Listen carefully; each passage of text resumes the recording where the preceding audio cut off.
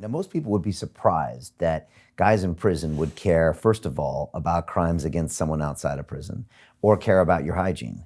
But I've had Wes Watson on, who spent time in prison, but the clicks all happen based on race, and that's your security.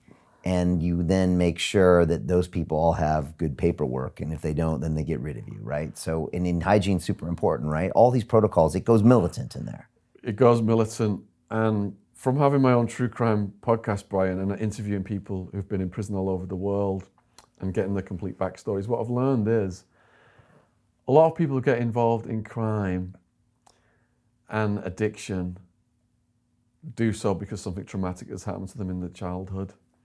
And a lot of those guys have been abused as kids, sexual abuse, physical abuse. And I can understand if a paedophile ends up in an environment where people are hardcore criminals who've been abused as kids, they're going to get lynched. They're going to take that rage out on that person. Okay. Yeah. Okay. And I saw it very quickly. A guy came in who, they asked me about him. I said, I don't know anything about this guy, but they suspected he was a chum, obviously. So they got him in the shower and they beat the shit out of him in the shower and leave him whimpering in a pool of blood. But then the big guy says that wasn't enough. And they're like, oh, we smashed him good, dog. Didn't smash him good enough, the big guy says. So he goes in and he's just like he's trying to crack this guy's head open like it's a coconut, just crack, crack, crack, until this guy's unconscious and looks dead.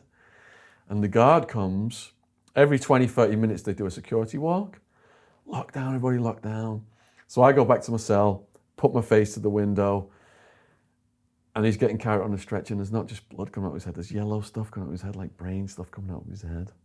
And you just don't know whether these guys are dead or alive until it pops up on the news. Yeah. There's a lot of violence going on there. Every day someone's getting smashed because you got all these racial gangs.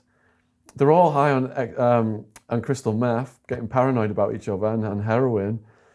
Well, let's talk about the drugs. You can get drugs in prison. Most people don't even understand that. There's more drugs in prison than anywhere on the face of the earth. So, in the long run, the people who can keep the drug businesses going are the large criminal enterprises like the cartels and prison gangs, like the Mexican Mafia and the Aryan Brotherhood.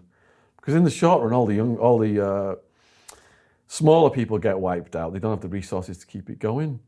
So if you're the Aryan Brotherhood prison gang, and you've got people in a closed environment, 90% of whom have got addiction issues, it's your ideal market to sell drugs to all day long. The illegal drug market gets bigger every year because of the drug laws. And these gangs get more and more power through drug money. And that's how Aryan Brotherhood now has become a number one cause of murder throughout the entire country. It's a murder high business in and out, outside of prison. Italian Mafia goes to those guys now because they're considered some of the most stone cold killers. It's all come out of the US prison system. So yeah, 90% were injecting heroin and crystal meth where I was housed. 2/3 had hepatitis C from sharing dirty needles. Because that's the only way to get through that time, or they come in addicted and then it's such a depressing place. All of the above. So we take people who are, I'd just like to say that I thought prisons lock them up and throw away the key before I got arrested. The paedophiles, rapists, serial killers. I had no idea that the media just puts that out there to keep the public misled and hating on prisoners. And then the media says on the other side, they've got PlayStations, they've got gourmet food, they've got luxuries at the taxpayers' expense, and that also keeps the public hating on prisoners. At the peak of the war on drugs, to fill the private prisons, which were getting $50,000 a year of taxpayers' money, they mass incarcerated low-level drug users, with the biggest category being potheads. Over 500,000 potheads, weed possessors, not dealers, weed possessors a year were getting fed into the US justice system. So I got in there and I saw the average arrest was a black kid or a Mexican kid with a bit of weed getting like a 2 to 5 year sentence. I saw that prison was the biggest houser of the mentally ill. More than half of my friends were soldiers. They'd come back from wars, traumatized. Government didn't give them any help at all. They got on street drugs to self-medicate for their trauma, PTSD, and they'd ended up in prison.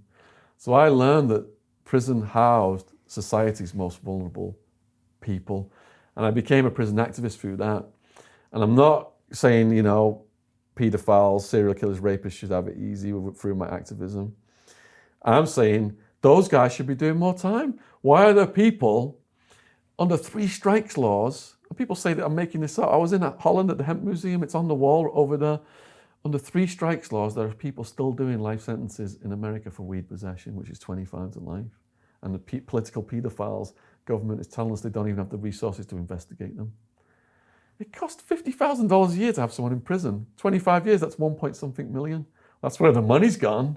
It's ridiculous. So that corporations and politicians can make tens of billions of years in private prison contracts. All based on the war on drugs, quote unquote. All based on the war on drugs. That's why I've written a series of books on the war on drugs to expose it. And the Americans do that better than anyone else. Well, the Americans are sick of it, the public. That's why weed is getting decriminalized on the state level. I mean, there are some states prior to this where if your teenage kids got pulled over in your car with weed, police keep the car under civil asset forfeiture laws. So it's got to such an extreme in America, there's been a backlash. People have voted for legalization to decriminalization at the state level. But US federal government has maintained weed as a Schedule I substance, more harmful than crystal meth and cocaine, with no medicinal value whatsoever, because that's where the corporations want it to be.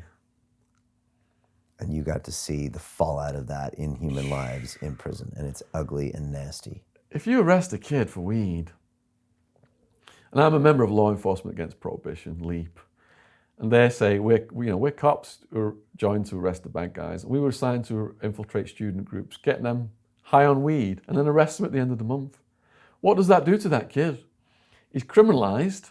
He can't get a job. He goes to the jail where he gets recruited by the Aryan Brotherhood prison gang because he's so scared of the gang he thinks if he doesn't join he's going to get attacked or raped. Gets neo-Nazi tattoos. They give you swastikas and SS lightning bolts for beating people up and collecting debts for the gang. To be a full member of the AB, to get patched in, you have to murder someone for them. Completely indoctrinated into that world. That young person, he makes his criminal connections in prison. He gets this addiction to heroin and possibly hepatitis C. By the time that kid gets out of prison, he's ruined. He's made a name for himself in the criminal community, so that's what he goes right back to. And as soon as he gets rearrested, guess what? $50,000 of taxpayers' money per year back to the prison. Corrections Corporation of America are boasting in their annual report to their shareholders, our profit growth is guaranteed because they keep coming back. They're not correcting people, they're breaking them.